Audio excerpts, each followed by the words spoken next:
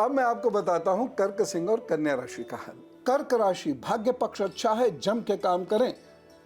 कर्क राशि के लोग यद्यपि अपने दिन को सही से यूटिलाइज नहीं कर पाते, लेकिन मैं यहां कहूंगा जम के काम करें, आगे बढ़ते नजर आ रहे हैं आप, खूब बढ़िया बढ़िया काम कीजिएगा, जरूर आपको सफलता प्राप्त होगी।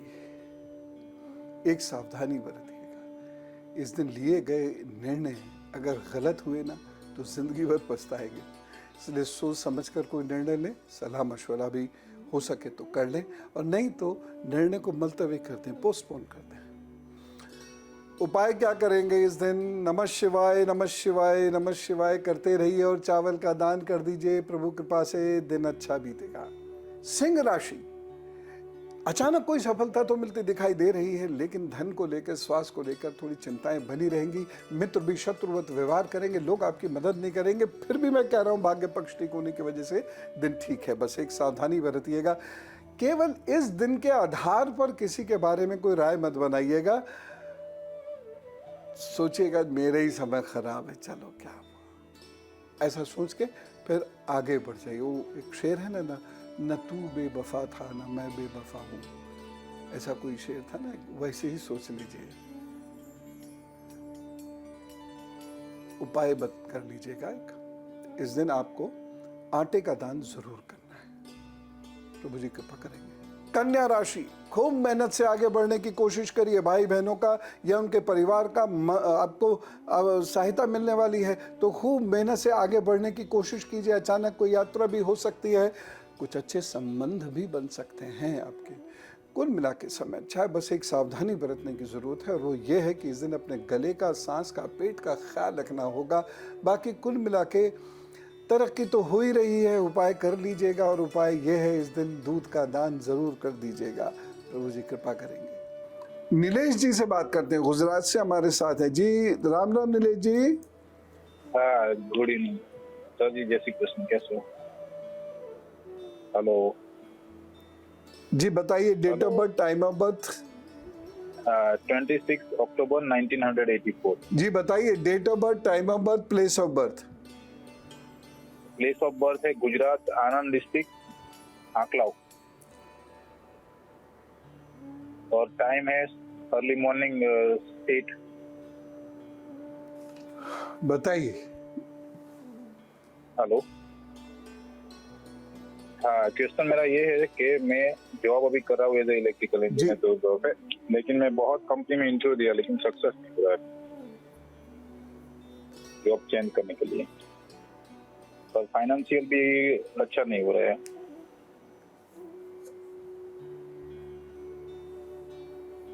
अप्रैल 2023 से आपकी उन्नति शुरू होगी, ये समय जैसा चल रहा वैसे ही काट लीजिए। अप्रैल 2023 के बाद से आपको बहुत तरक्की मिलेगी, और तब आपकी फाइनेंशियल पोजीशन ठीक होगी, लेकिन तब बीमारी आपको पकड़ सकती हैं, एक डायबिटीज, दूसरी सांस से संबंधित, ठीक है ना, रेस्पिरेटरी डिसऑर्डर, तो इन दोनों का ख्याल रखिए। बाकी अपनी मेहनत कीजिए, थोड़ा सा समय और बचा है, उसके बाद आपकी ये सारी दिक्कतें प्रभु कृपा से दूर होंगी। और आपको एक काम, कुत्तों की सेवा जरूर करनी है, और चांदी का छल्ला अपने अंगूठे में सोमवार को जरूर धारण करें, जो बीच में से कटा हुआ। हम राजयोग की बात कर रहे हैं, चेहरे पे ही हमारे राजयोग आ जाता है, हाथों में भी आता है, लेकिन उसके बारे में भी बताएंगे। अगर आपकी मस्तिष्क की, ये मस्तक की रेखाएं जितनी अपूर्ण होंगी, यानी टूटी फूटी होंगी या आधी रह जाएंगी, उतना राजयोग कम होता चला जाएगा, लेकिन इसका मतलब ये नहीं है कि नहीं होगा।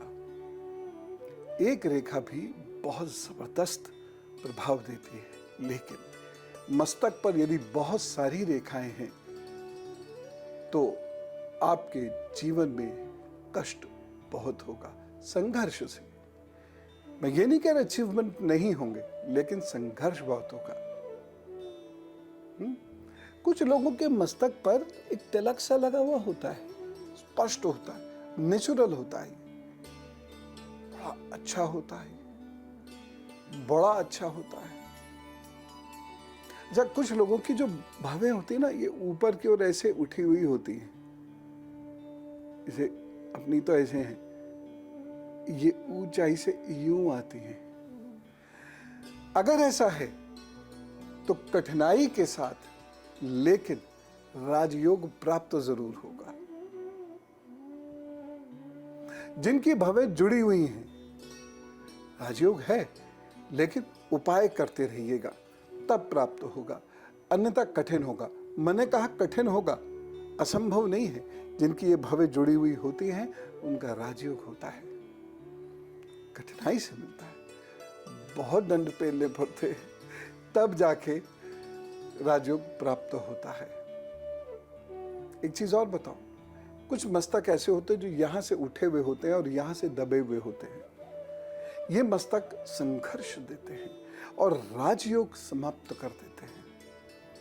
एक चीज और, जिनका चेहरा एकदम गोल होता है चंद्रमा की तरह, उनको राजयोग तो प्राप्त होता है, परंतु वो स्वयं उसे कायम नहीं रख पाते। कुछ ना कुछ हरकत लगातार ऐसी करते रहेंगे कि राजयोग उनको प्राप्त नहीं होगा। और भी चीजें बतानी है, मजा आ रहा होगा आपको। कुछ लोग मायूस भी हो रहे होंगे। अरे अभी देखते रहिए, क्या पता कोई एक जरा सी रेखा आपके मस्तक पर निकल जाए और आपकी सारी मायूसी खुशी में तब्दील हो जाए। और फिर भी एक बात कहना चाहता हूं कि अगर बाय द वे मान लीजिए कोई राजयोग की रेखा मस्तक पर नहीं होगी, तो हाथ पर बताऊंगा किसी दिन, पांव पे भी होती है, मान लीजिए एक भी नहीं है, तो पूजा और भक्ति से सब कुछ प्राप्त होता है।